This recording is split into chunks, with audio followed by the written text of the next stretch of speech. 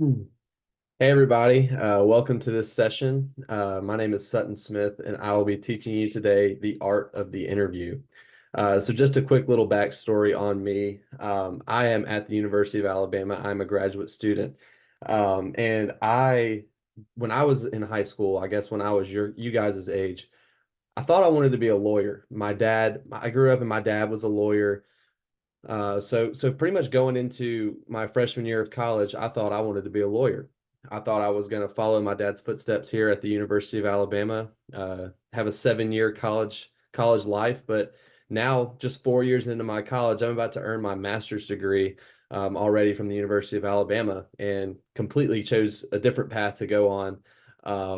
Now that I'm about to graduate as a news media major and a community journalism student in the master's program here at UA. And why I decided to do that was because I love sports and I love talking about sports. So one day I had the bright idea of why not just make money doing what I do every day on a regular basis anyway, and just make money talking about sports. Um, Now that's a great mindset to have maybe for an 18-year-old student, but now that I'm a 22-year-old student and I've taken 4 years of classes, I realized that that was not near what I would end up learning here. And one of the biggest lessons I learned was how to actually interview people in a correct manner. And Professor Tom Ehrenberg taught me how to do that, I think, more than anybody. Also, Professor Mayfield, I have to give credit to both of those guys. But I didn't realize before, when interviewing someone or when talking to someone about a story, whether that be sports or anything else, how important that was. Um, and how just if you mess up one small part of an interview, how you could have missed something, you could have maybe gathered a little bit more information from the subject, if you would have done something different, if you would have said something a different way. So now that I've almost graduated, before I do an interview, I do a ton of prep work to make sure that before I talk to someone that I get everything out of that person that I can possibly get, no matter if it's related to my story or not, because sometimes you may need that person again. And instead of having to interview them again, maybe you have all the information you need the first time around.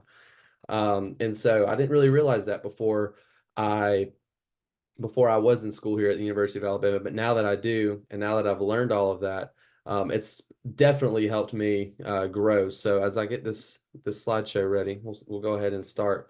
Um, so the art of the interview.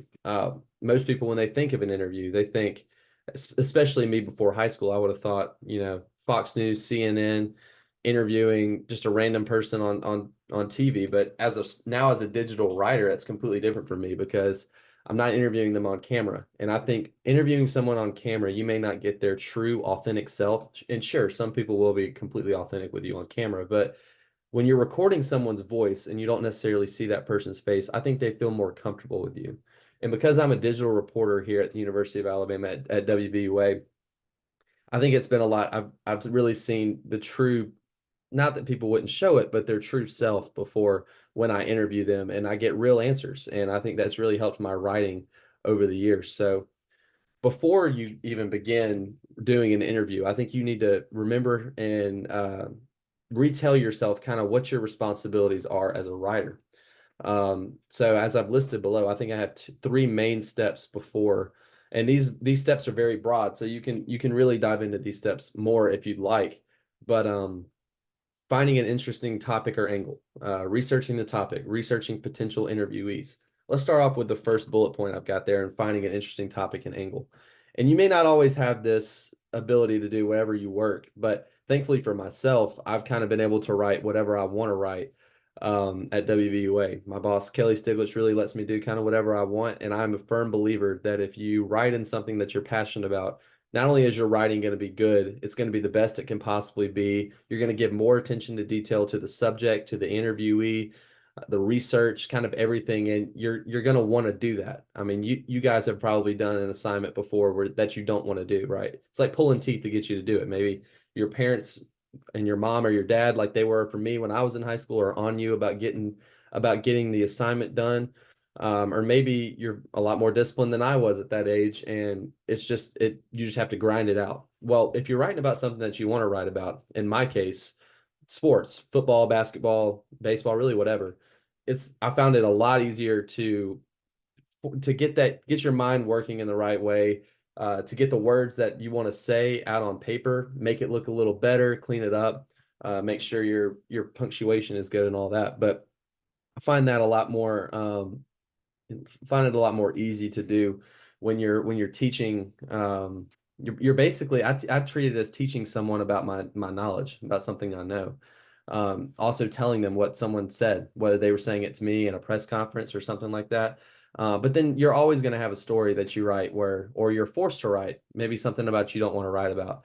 You got to have to keep that mindset too when you're doing that, because not everything you're going to be able to do in life you're going to want to do. You're going to be assigned topics, you're going to be assigned stories that you have to do. But just remember how you feel when you're writing about something that you're interested in. I know that can be hard, but remember how you feel during that. And remember that that story is going to be important to someone out there. It may not be as important to you, but somebody who reads your story is going to be impacted by the words that you write. So, and it's our job as journalists to write for the people that read our story, not for ourselves, but for them. We need to give them all the facts, justify everything, and make sure that we're serving our community. So that's kind of what I would say for that first point. For that second point, researching the topic. Did not realize before coming to college how much research I would have to do for just a simple story. I mean, for an example, today I actually wrote a story on a road here in Tuscaloosa that was getting polluted by water and dirt during when it would flood. The dirt would pile up in the middle of the road, and cars would be endangered if they drove too fast to possibly have a wreck there. I mean, it's not good when you have piles of dirt and water colliding in the road and you've got cars driving 45 miles per hour. So this was at the intersection of Flatwoods and 71st Avenue in Northport. So not only did I have to figure out where that was on a Google map or a Google Earth, but then again, I had to research, is it in the Northport city limits? Is it in the Tuscaloosa County city limits? Couldn't find that information on the web. So you can't just stop there. I had to actually call both of them. Northport city limits wouldn't answer the phone, but Tuscaloosa County did. And they told me that it was Northport. So after some emails and some dialogue back and forth, confirmed it was Northport. And because I took that story on, they're now working on a conclusion and on a solution to get that road fixed. So researching the topic is a huge and a very important, obviously to the questions that you're going to ask an interviewee. But then that leads right into researching the interviewee. I mean, you have to know exactly what they mean to the topic that you're discussing with them. Whether that be the road that I was talking about. I talked to a city engineer, a city civil engineer, and obviously she has a studying background in roads and how they're constructed, and how the solutions that can be presented for problems like the one they had at Flatwoods and 71st Avenue. And knowing kind of her background. I mean, whether you're just looking them up on LinkedIn, which is a great platform to learn more about people, looking up their past experiences and their education and knowing who you're talking to is huge. And we'll get into that a little bit later. But so let's talked about the finding an interesting angle. So brainstorm or find ideas that you like, but then again, you may have the ones where when you're given a topic. So when people write about something they're passionate about or interested in, people tend to produce a better product. Like I said, meeting deadlines is another one that I didn't even think about, but meeting deadlines is it's crucial in the job world here in the digital media world that I work in. Obviously, in the news organization world, when you're a news reporter, it's got to be done before the show's done, or you really don't have a story. It's not information that's important anymore. It's kind of passed you by. So you have to make sure you meet your deadlines. Big deal, especially. I mean, as a high schooler, when assignments are due. That's meeting a deadline. In the news world, it's usually just a lot quicker that it happens. So it's something you're familiar with, but it is an art in practicing. So researching the topic and the interviewee, I got them both grouped up. Make sure you go the extra mile in your research. Don't take any shortcuts, because you want to. These people pour their lives into the jobs they're working, into the topics that you are researching. They're going to know a lot more than you know. You always have to remember that. You may feel like you know everything if you're a high schooler and you're in that age. I know I did. But when I talk to people that are professionals in a certain area, I know that they're going to know more than I do. So for them to respect me as a reporter, I need to make sure that I put the time into understanding at least minimal information of what we will be discussing. so that we can have a real conversation about what we're talking about and go back and be able to go back and forth with each other, which is super important when asking questions, when asking leading questions, which we'll get into here in a little bit as well. But I mean that's crucial when getting answers and getting quotes from people. So I hope you couldn't see my text there, but make sure you know that content and subject before your interview. Research the interviewee. Like I said earlier, find out an interesting fact and icebreaker about that person that you can start with. Maybe something that you know, share with them. I don't know. Um, the civil engineer, she was a basketball fan.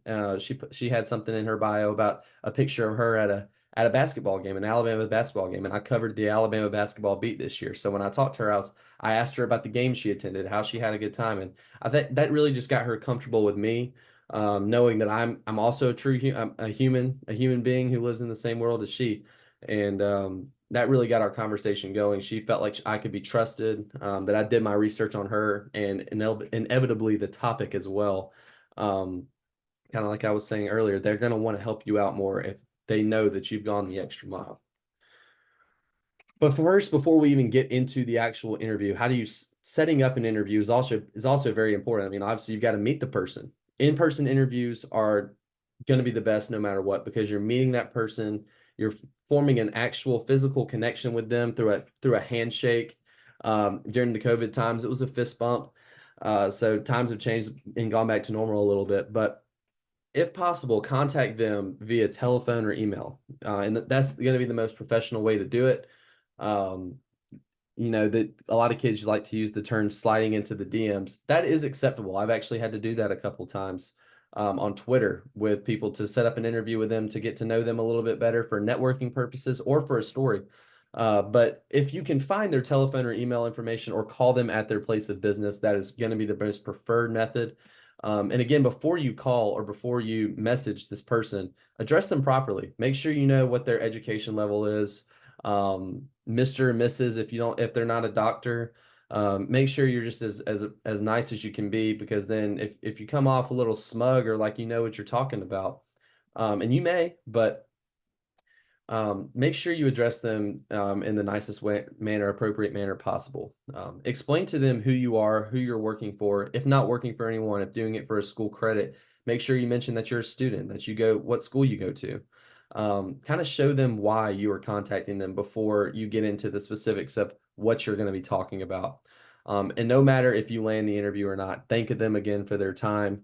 And maybe if you don't land the interview the first time and you have a similar subject that you're going to talk about the second time and you've talked to them already, maybe you know, you land it the second time because they're already familiar with you. So that's kind of what I have to say about that. So now you're still preparing for the interview. We haven't gotten there yet. Now you're formulating your pre-interview questions. I like to write out at least 10 questions before the interview just to familiarize myself with at least some of the topic that we're going to be discussing. Um, Using your research to find the main problem and formulate questions around that issue is massive. And obviously, we're going to talk about asking questions during the interview, follow-up questions to comments that they've said. Those are also huge and just as important, but you don't want to stick to just the 10 questions that you have or however many questions you come up with. I think 10 is a great number. You want to do a little bit more, maybe build something off what they say, but make them conversational. You want to go back and forth with these, but you don't want to ask these close-ended questions where you just get a yes or a no answer. That does you no good in a story. You need longer quotes. You need them to explain their position or explain what's going on with something. Make those questions conversational. Gauge the conversation. Talk back with them.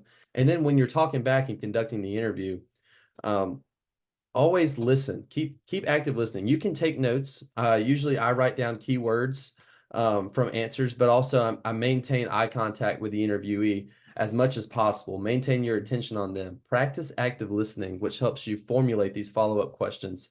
Don't cut off their answers either, especially if you're going to record their interview. Make sure you give time for their answers to formulate and develop as much as possible before you butt in and ask a follow-up question or add a comment to what they were saying or for clarification purposes.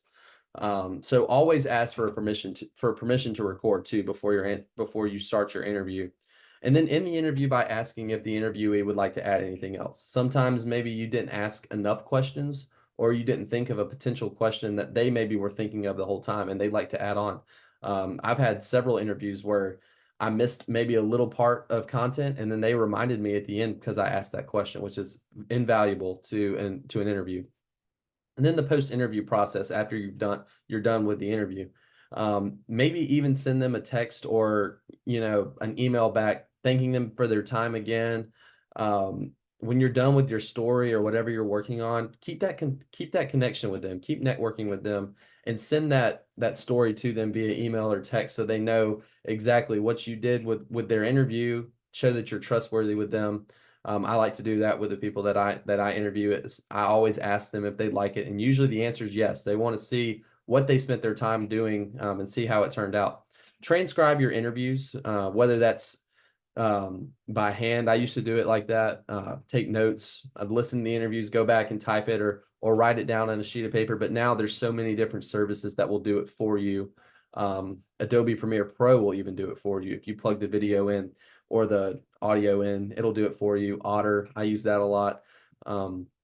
When you're after you've transcribed it, make sure you go and highlight your favorite quotes, your favorite zingers that they said, so that it's easy to find when you're writing your story, and you can just copy and paste it or easily pinpoint it and write it into your story.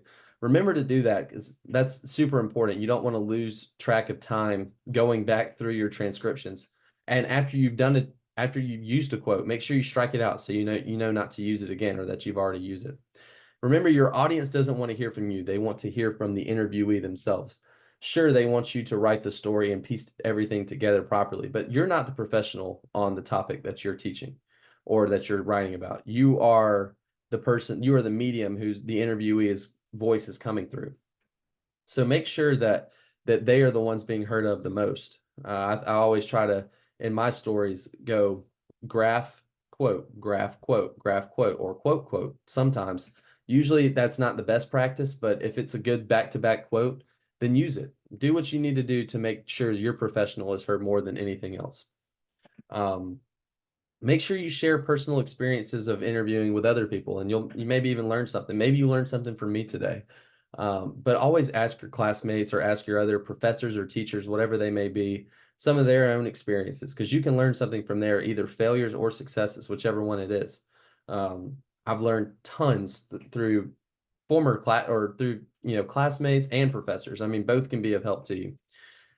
And then finally, here's an interviewing activity that you guys can take part in outside of class. So find a subject I think that you can be passionate about and complete some research on that subject, whether that be baseball, whether that be fashion shows, whether that be entertainment in Hollywood, who knows what that is, but find something that's passionate for you.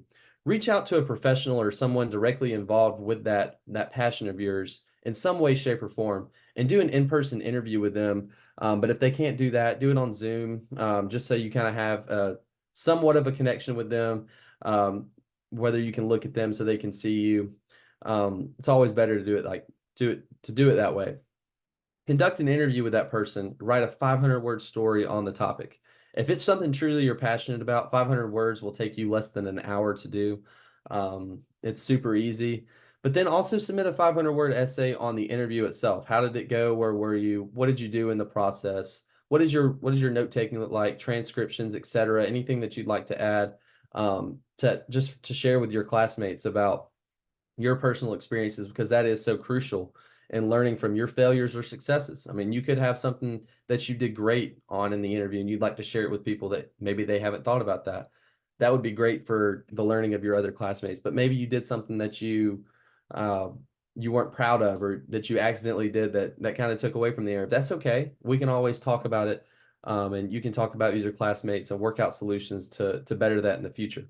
We'll present those next class and we'll talk about some of your experiences. And like I said, sometimes you learn more by hearing others' experiences than your own. So thank you guys again for joining this class, and really appreciate it. Have a good day.